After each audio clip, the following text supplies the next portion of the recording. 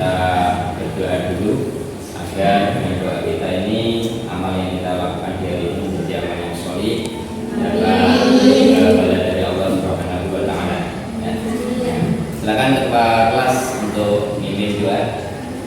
Berdoa mulai. Bismillahirrahmanirrahim.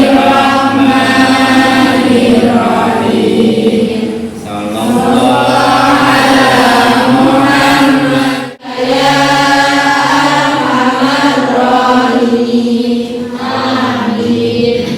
Terima kasih. Anak-anak sekalian, sebelum Bapak lanjutkan pelajaran kita Bapak absen dulu ya. Hari ini masuk semua ya hari ini. Coba adik-adik lihat. Aizatul Nafisah, Al-Fidah, Al-Fahidatin. Anak-anak sekalian, untuk selanjutnya dalam rangka mengingat jasa para pahlawan dan menunjukkan rasa nasionalis kita, untuk hari ini kita memandangkan kembali semangat cinta tanah air lewat Males Ya Lawatan. Ya Lawatan, ya Lawatan, ya Lawatan, Ubulwatan minal iman, Falatakum minal iman, Iladu alal watan. Hari ini kita akan mempelajari tentang sejarah masuknya Islam di Indonesia lewat bab 5. Kalau bab 5 temanya adalah tentang strategi dakwah Islam di Nusantara. Meninggalkan pembelajaran kita untuk meninggalkan hidup kita bermain game sedikit ya. Tapi sebelumnya kita cek kebersihan dulu. Kira-kira sudah bersih sekalian? Coba kita buktikan kanan kiri dilihat ya, sudah bersih? Ya. Kita lanjutkan. Ini cukup sederhana karena mungkin sebagian dari kalian pernah dengar ya, kalau gajah sebutannya besar kecil. Gajah besar kecil? Besar biasanya tandanya ini ya. Kalau semut tandanya biasanya ya ini kan. Tapi untuk game ini kita balik, tidak menyalahi pengertian besar apa gajah tetap besar, tapi tandanya dibalik. Gajah besar, semut kecil ya. Bisa? Coba nanti kita praktekkan. Sudah siap? Jadi kata terakhir yang saya sebutkan, yang saya tunjuk nanti menjawab. Gitu ya? Siap? Gajah, semut, gajah, semut, gajah. Betul, ya. Kedua. Gajah, semut, semut, gajah, gajah, semut, semut, gajah, semut. Oke, itu ya. Tepuk tangan kita semua. Anak-anak sekalian, untuk hari ini kita mempelajari tentang SKI, Sejarah Kebudayaan Islam, dengan subtema sejarah masuknya Islam di Indonesia. Pelajaran ini sebenarnya berhubungan dengan pelajaran-pelajaran yang telah kita pelajari di minggu-minggu kemarin, terutama tentang dakwah, tentang ketersaksian dan yang lain sebagainya. Oke ya. Lalu ini kita khusus tentang sejarah. Kita kira-kira Islam kita ini datangnya dari mana? Benar-benar ada rantai penyambungnya dengan ajaran Rasulullah atau tidak? Nanti kita pelajari bersama. Ya. Karena apa? Karena sebagai motivasi kalian ada satu pepatah yang menyebutkan sejarah itu, kalau kalian ingat, pernah diungkapkan oleh pemimpin kita, beliau Bapak Soekarno, dengan satu kata yang terkenal yaitu jas merah. Artinya apa? Jangan melupakan sejarah. Jas merah. Dan dalam pepatah Arab ada kata itu nafsahu, bahwa sejarah itu pada hakikatnya itu selalu mengulangi dirinya sendiri. atau dalam bahasa kita sejarah itu sebenarnya itu selalu berulang kali, berulang-ulang terus. Jadi kejadian hari ini atau kejadian kemarin atau kejadian besok sebenarnya kalau bagi orang yang sangat sejarah itu sudah pernah teralami pada masa-masa yang telah dilalui. Karena akta itu itu itu pepatah yang sangat terkenal dalam sejarah, bahwa sejarah itu mengulangi dirinya sendiri, selalu berulang. Karena kita sering kita dengar juga siklus, umpama musim hujan ya siklus musiman, umpama gempa bumi ya siklus berapa tahunan gitu kan. Dan ini topik kita adalah tentang sejarah. Yang mengisi? Ya. Sebagai stimulus awal kalian dalam belajar tema ini adalah kita mencoba melihat presentasi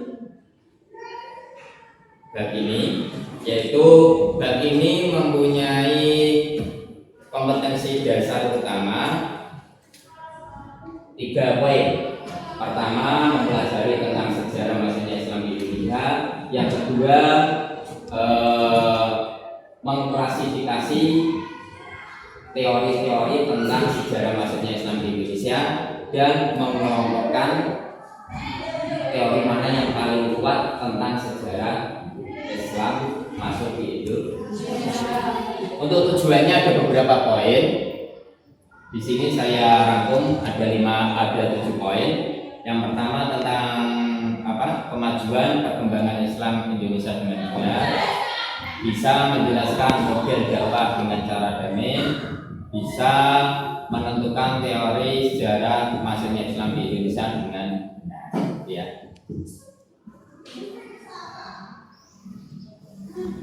Ini infografis yang akan kita pelajari pada bab ini, yaitu masuknya Islam, dakwah Islam dengan kearifan dan perdamaian di Indonesia meliputi 3 poin pokok. Pertama tentang sejarah masuknya Islam di Indonesia. Yang kedua tentang perkembangan Islam di Indonesia. Yang ketiga tentang strategi dakwah Islam di Indonesia.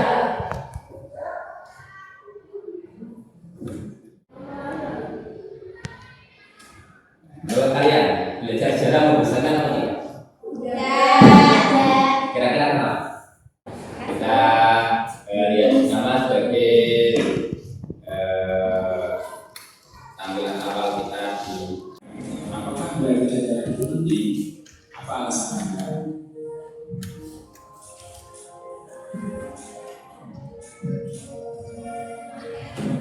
Selanjutnya setelah kita melihat tayangan pertama tadi, kita tahu bahwa jalur masuknya Islam di Indonesia itu dari kesepakatan para pakar sejarah paling tidak ada 2 jalur, yaitu jalur utara dan jalur selatan. Untuk lebih memperdalam lagi pemahaman kita dan pengetahuan kita tentang sejarah masuknya Islam di Indonesia, dan untuk lebih tahu teori mana saja yang paling kuat dan apa kelebihan serta kelemahannya, silakan kalian berdiskusi, nanti cari informasi yang ada kaitannya tentang teori sejarah masuknya Islam di Indonesia.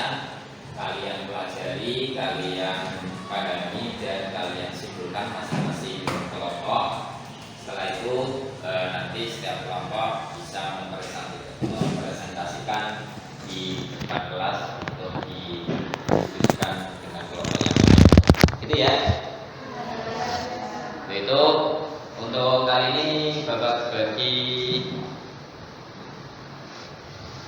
4 kelompok aja ya. 4 kelompok silakan menggabungkan sendiri, diatur gabungnya.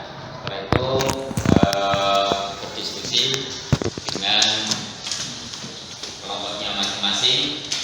Untuk lebih mempersingkat diskusi kita, kelompok A membahas tentang teori sejarah, kelompok B atau kelompok 2 membahas tentang teori Persia, kelompok 3 atau kelompok C membahas tentang teori Mekah, dan kelompok D atau untuk kelompok 4 membahas tentang teori Cina. Gitu ya. Bisa dibalik? Silakan untuk mulai berdiskusi.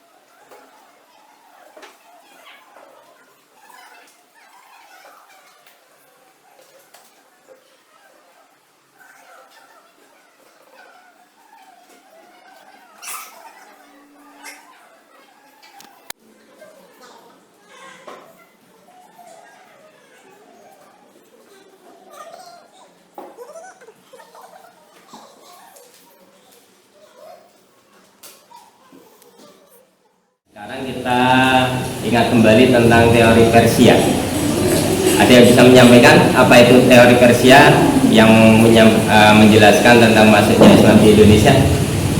Mungkin Sifat bisa menjelaskan? Menurut teori ini, Islam masuk dari Persia dan mazhab Syiah. Pendapat ini didasarkan pada sistem mengeja bacaan huruf Al-Quran, terutama di Jawa Barat yang menggunakan ejaan Persia. Teori ini dipandang lemah karena tidak semua pengguna sistem baca tersebut di Persia sebagai penganut Syiah. Pada saat itu, Baghdad sebagai ibu kota kekhalifahan Bani Abbasiyah yang mayoritas khalifahnya merupakan penganut Ahlus Sunnah wal Jamaah. Lebih dari itu, adanya fakta bahwa mayoritas Muslim Jawa Barat bermazhab Syafi'i sekaligus berpaham Ahlus Sunnah wal Jamaah, bukan pengikut Syiah. Teori ini Islam masuk ke Indonesia dari Ibarat. Snob Furqonce berkeyakinan bahwa tidak mungkin Islam masuk ke Indonesia langsung berasal dari Arabia tanpa melalui ajaran tasawuf yang berkembang di Gujarat, India. Wilayah Kerajaan Samudra Pasai merupakan daerah pertama penerima ajaran agama Islam, yakni pada abad ke-13 Masehi. Teori ini tidak menjelaskan secara rinci antara masuk dan berkembangnya Islam di wilayah ini. Tidak ada penjelasan mengenai mazhab apa yang berkembang di Samudra Pasai. Maka muncul pertanyaan besar, mungkinkah saat Islam datang langsung mampu mendirikan kerajaan yang memiliki kekuasaan politik besar? Teori Mekah, yaitu Islam datang di Indonesia bukan hanya dari awal abad ke-13. Dari beberapa teori ini kita bisa merangkum pemahaman bahwa masyarakat Nusantara mengenal Islam atau menerima Islam itu tidak hanya di awal 13 Masehi, tetapi jauh dari itu dengan ditemukannya pemukiman Muslim di daerah Baros ini membuktikan bahwa Islam sudah masuk di Nusantara sejak abad 7 Masehi. Untuk pertemuan selanjutnya nanti kita lanjutkan tentang strategi dakwah Islam di Nusantara. Terima kasih. Demikian dari saya, kurang lebihnya mohon maaf. Semoga bermanfaat dan barokah. Akhirul kalam, Allahumma biqil akumitariq. Assalamualaikum warahmatullahi wabarakatuh. Waalaikumsalam warahmatullahi wabarakatuh.